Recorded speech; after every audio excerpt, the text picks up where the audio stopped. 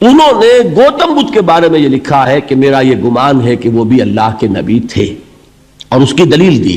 कुरान मजीद में एक रसूल का जिक्र आता है, ज़ुल्किफ्ल, और यह ज़ुल्किफ्ल वो है जिसके बारे में हमें कुछ पता।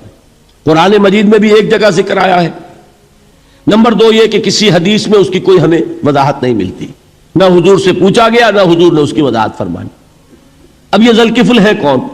तौरात में जो नबियों के नाम आते हैं उनमें से किसी नबी का नाम ज़ुल्किफ्ल के आसपास नहीं बनता कि यह समझा जाए कि यह उस नाम की बिगड़ी हुई या बदली हुई शक्ल बन गई है।